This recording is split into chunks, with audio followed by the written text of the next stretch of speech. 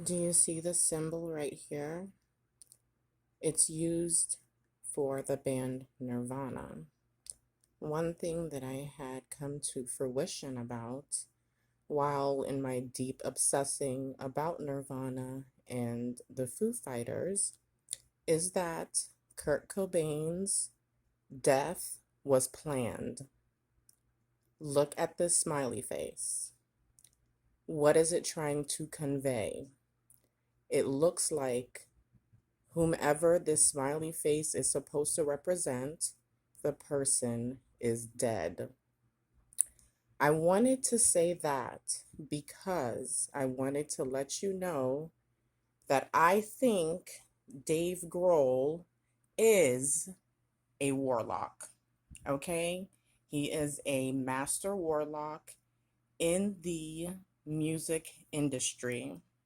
And why I say that is because he has had now two people close to him that have died, okay?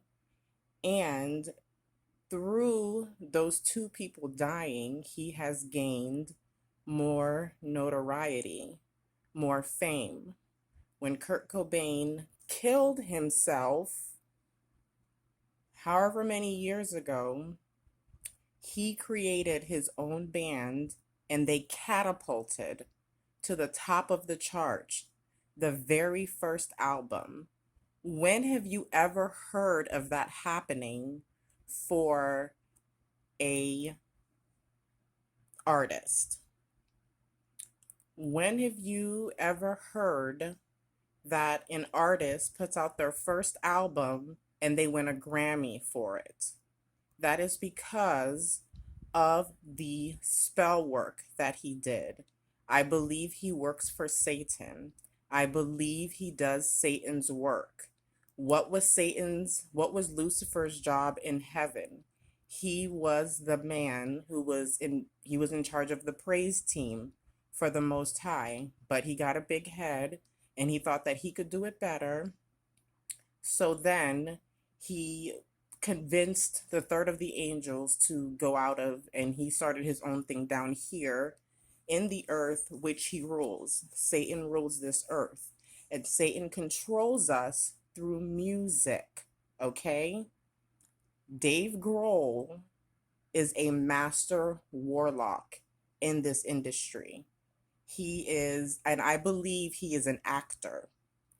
The one reason why I believe he's an actor is because the recent passing of his drummer, Taylor Hawkins, if they were really good friends, if they were as close as they, put out there on TV, he could have told him not to use drugs.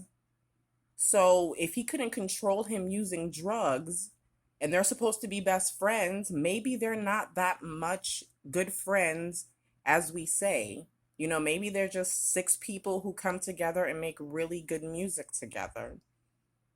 Very well could be. Another thing, before Taylor Hawkins died, Dave Grohl and through his band made a movie called Studio 666. There we go again, using words, using numbers to gain the energy from people. Okay, Studio 666, where he gets a demon overtakes him, and then he kills off his bandmates, and then he's left alone so he can become a single artist by himself, kind of like when JT left In Sync, but he didn't kill them. Prior to that, they were given the Global Icon Award through MTV Music Television. Okay, the first award of its kind for some reason the Foo Fighters got. They also got inducted into the Rock and Roll Hall of Fame on their first try. Okay, the movie, this worldwide tour, and then Taylor's death, and then they came away from the spotlight only to show up with this concert. this Taylor Hawkins tribute concert that I had watched on Saturday. Okay, it was 6 hours long. It was in London.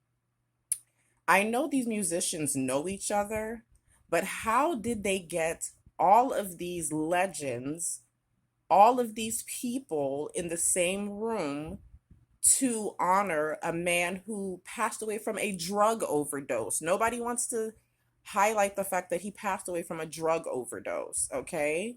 So this video right here, it shows the Foo Fighters performing at the end of their set, all of the 6 hours, and Dave Grohl is singing Times Like These, and he's overcome with emotion, so much emotion that he starts breaking down and crying.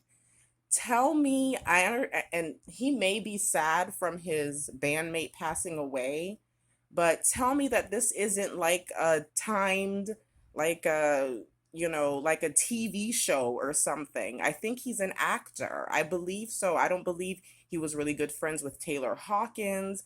I don't believe that he's like this charismatic guy that he puts out there. I believe that it's all a lie, it's all a ploy just to get you to listen to their music, because words have power, people. Words can change people, they can change events. Saying simple words can bring things into your life or keep things from your life, okay? So Dave Grohl is here, breaks down singing Times Like These at Taylor Hawkins' tribute gig. And it's been all over the news. This one part right here has been all over the news, all over everywhere. And then at the end of the night, they have the very last song is they play My Hero, and who's drumming is Taylor Hawkins' son. Okay, so this was like a freaking like show that was put together. It was aired through MTV. Do you see that hawk in the back? While everybody is being overcome with emotion and such. Um I'm more surprised than anyone because I am like the biggest Foo Fighters fan than ever. But you still can't get away from the fact that Dave Grohl is a warlock. Okay, he is a master warlock. There's witches and there's warlocks, and anybody could be those. Um, through the power of your words, be careful with what you say. Um, yeah, that's all I have for you guys now. Maybe I will make something in the future, but Dave Grohl is a warlock. Look at all these people that he has power over. You know what I'm saying? Look at that hawk in the background. Why is it there? Images, people, images, words, images used to pull our energy from us. Um, be careful with what you put your energy on. I'm like learning that more and more as I get older. Protect your peace at all costs. Um, all right then. Good night.